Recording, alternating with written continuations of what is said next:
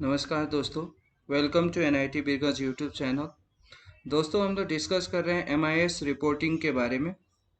आजकल या पहले भी जितने सारे कंपनी में अगर आप जॉब करने जा रहे हैं तो आपको एमआईएस रिपोर्ट के बारे में पता होना चाहिए। बहुत इम्पोर्टेंट थिंग्स है क्योंकि बहुत सारे डाटा होते हैं कंपनी में। अभी मैं जस्ट ही विजिट किया था कंपनी सब में, वहाँ देखा लाखों डाटा होते हैं और उस डाटा में से आप लोग को क्या करना है कि कोई पार्टिकुलर इन्फॉर्मेशन निकालना पड़ता है। वह सेल निकालना पड़ता है कि मंथली सेल कैसे शो अप करेंगे, जनवरी में कितना सेल्स हुआ था, फरवरी में कितना सेल्स हुआ था, इस तरह का रिपोर्ट निकालना पड़ता है।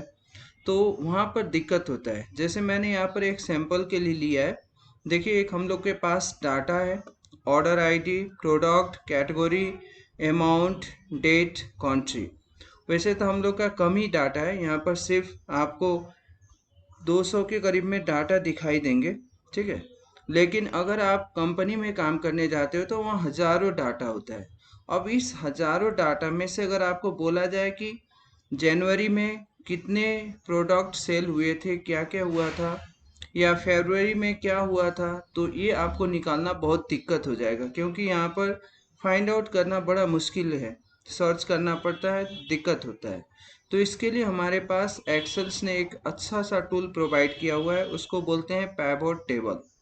पैवट टेबल के थ्रू हम लोग क्या कर सकते हैं, डाटा को कैलकुलेट कर सकते हैं, समराइज कर सकते हैं, एनालाइज कर सकते हैं। तो ये एक इम्पोर्टेंट टूल है जो आप लोग को एमआईएस रिपोर्टिंग के लिए हेल्प करता है।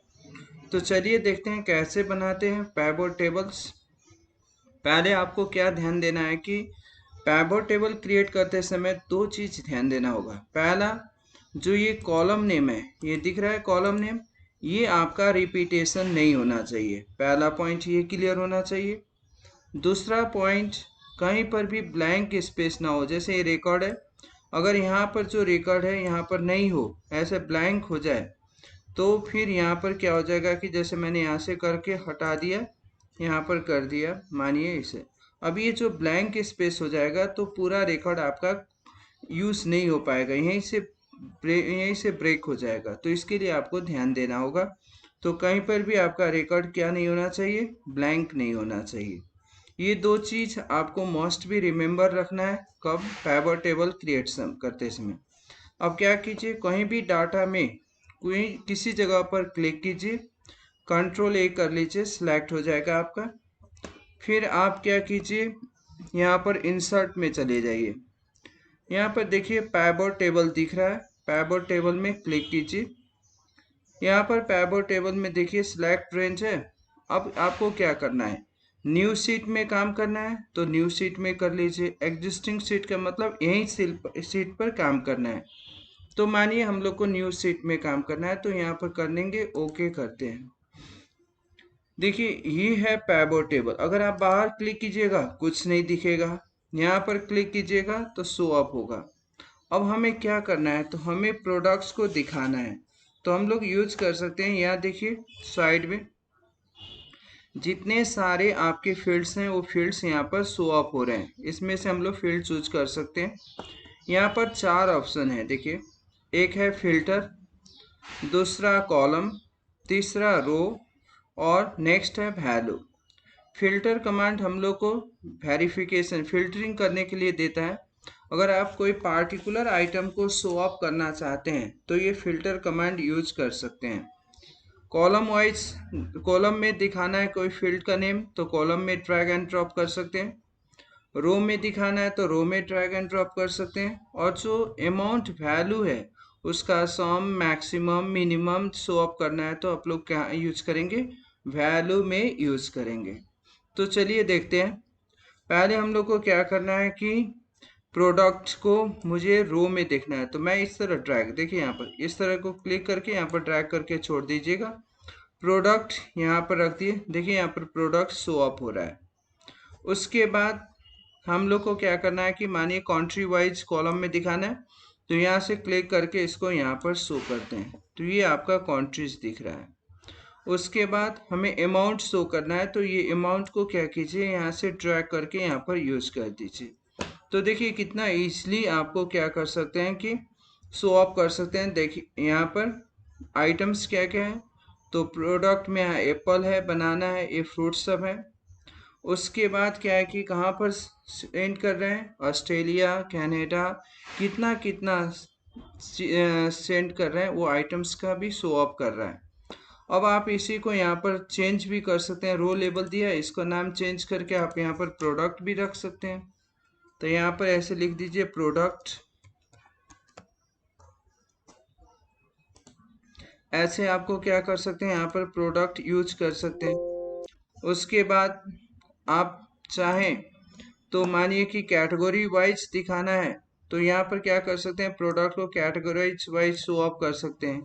देखिए अब यहाँ पर क्लियर हो जाएगा कि आप फ्रूट्स कितने सप्लाई किए हैं और वेजिटेबल कौन कौन सा है और कहाँ कहाँ सप्लाई हुआ है, कितना आइटम सप्लाई हुआ है।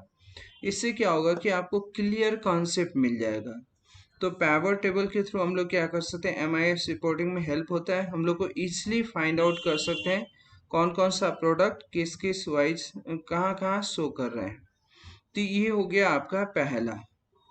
अब दूसरा हम लोग को क्या करना है कि डेट वाइज शो करना है। जैसे देखिए यहाँ पर डेट है आपका, अब इस डेट में टाइम स्लाइस हम लोग ये क्रिएट करते हैं जो ऑटोमेटिकली आपको हर एक मंथली शो ऑफ करेगा आइटम्स कितना सप्लाई हुआ है।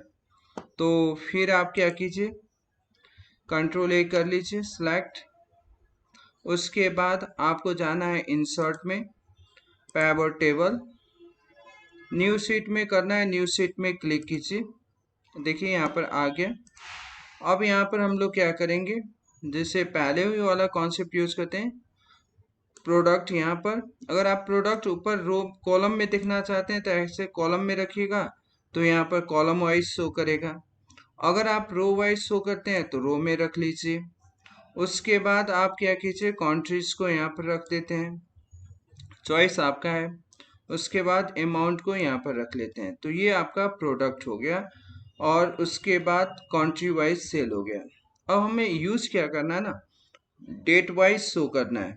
तो एक चीज याद क्या रखिएगा, अगर आप यूज करने जा रहे हैं टाइम लाइन, ठीक है, इसमें डेट तो मस्ट भी डेट होना ही चाहिए, क्योंकि टाइम लाइन डेट के बेस पे ही काम करता है।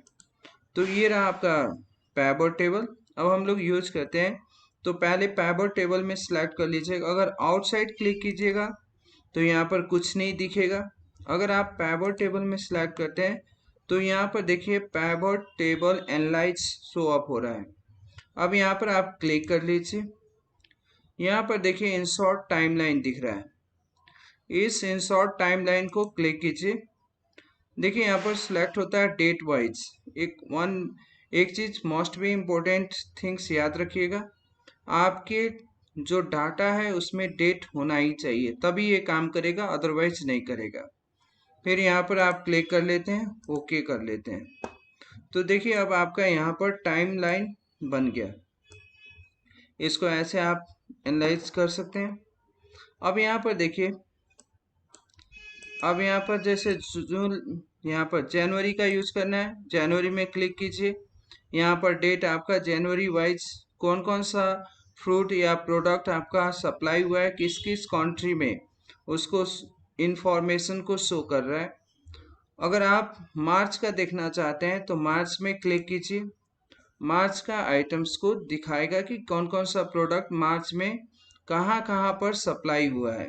तो इस तरह हम लोग क्या यूज कर सकते हैं, टाइमलाइन क्रिएट करके शो अप कर सकते हैं। देखिए चेंज हो रहा है, सारे डाटा चेंज हो रहे हैं। तो इस तरह हम लोग क्या कर सकते हैं, इजली इस चीज को शो ऑफ कर सकते हैं कि कैसे हम लोग, है ना, टाइमलाइन को यूज करके अपने इंफॉर्मेशन को दिखा सकते हैं। So thank you.